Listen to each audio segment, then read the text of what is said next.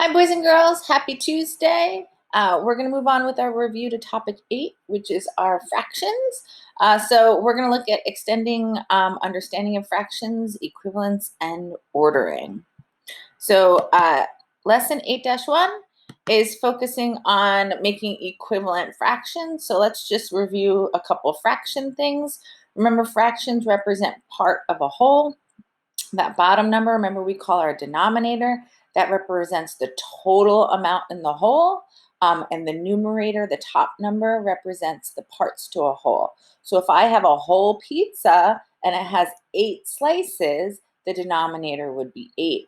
And if I ate 2 slices because I was hungry, the fraction of the amount of the pie that I ate would be 2 out of 8. Okay? All right, so again, if you remember way back when we did this in class, we used those fraction strips, those fraction tiles, to really help us explore the concept. So if you recall, we would use maybe our half tile, and then we took 2 of our 1/4 tiles and realized if you sort of line them up, that 2/4 equaled 1/2. So those are equivalent fractions. And then we took those little 1/8 tiles and we lined those up too. And we realized that 4 1/8 tiles equal 2/4 tiles, which also equal 1/2. So all of those fractions are equivalent or equal to one another. Okay?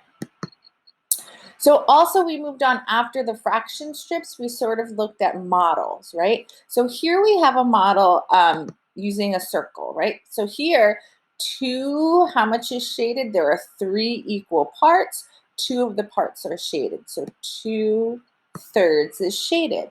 Now, if you look at this circle, the same amount is shaded, but there are more parts of the whole, right? So how many parts are in the whole? 1, 2, 3, 4, 5, 6. So our denominator is 6. And then how many are shaded? 1, 2, 3, 4. That's our numerator. So we would say 2/3 is equal to 4/6. And after we worked with models, we talked about how you can also use multiplication and division to make equivalent fractions. So you have to look at the relationship. Look at the relationship between 2 to 4. Remember, we're using multiplication or division. We're not using addition or subtraction here. How would I go from 2 to 4? I would multiply by 2, right? And remember, whatever you do to the top, you do to the bottom, right? And whatever you do to the bottom, you do to the top. So 3 times 2 gives me 6. So I'm just showing you that that strategy works after we did it using the models. So let's move on and practice using that strategy on some examples, okay? So here we have 2/8 equals how many fourths? So I need to think, how do I go from 8 to 4? I'm going from a larger number to a smaller number, so I'm not multiplying, I'm dividing. So if I divide by 2, 8 divided by 2 gives me 4. Whatever I do to the bottom, I do to the top. 2 divided by 2 gives me 1. So 2/8 equals 1/4. Here, how do I go from 4 to 8? Well, this time I'm going from a smaller number to a larger number, so I'm multiplying. So 4 times 2 gives me 8. Whatever I do to the bottom, I do to the top. 2 times 2 gives you 4. So 2/4 equals 4/8. Here, 1/2 equals how many sixths? How do I go from 2 to 6? I multiply by 3. Whatever I do to the bottom, I do to the top. 1 times 3 is 3. And I also know that 3/6 is half. 3 is half of 6. Oh, this is always a good one. How do I go from 3 to 6? You're going to multiply by 2. How do you go? Whatever you do to the top, you do to the bottom. 3 times 2 is 6. 3 over 3 is 6 over 6. And everybody, they all equal 1/2. Remember that? Okay. 1/5 equals how many tenths? How do you go from 5 to 10? You multiply, that's my x, by 2. Whatever you do to the bottom, you do to the top. 1 times 2 is 2. So 1/5 equals 2 tenths. How do you go from 5 to 10? You multiply by 2. Whatever I do to the top, I do to the bottom.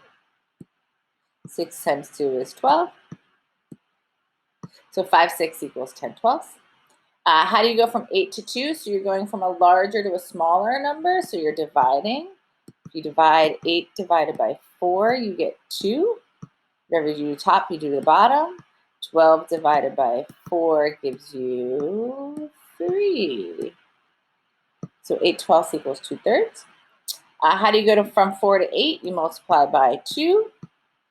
Whatever you do to the top, you do to the bottom. 5 times 2 is 10. So 4/5 equals 8/10. Okay? And one last thing. So you might be given a fraction and then they just ask you to make an equivalent fraction. And this is actually the easiest one to do, but everyone gets a little confused. So if I have 2 6, just pick a number. Obviously don't pick 1, because if I multiply the top and bottom by 1, I'm gonna get the same number. So I'll pick 2, make it nice and easy. I'll multiply the top and bottom by 2. 2 times 2 is 4. 6 times 2 is 12. Could I have picked 5? Could I have picked 10? Could I have picked a million? Any of those numbers? I like to keep it easy. Same thing with 2/3.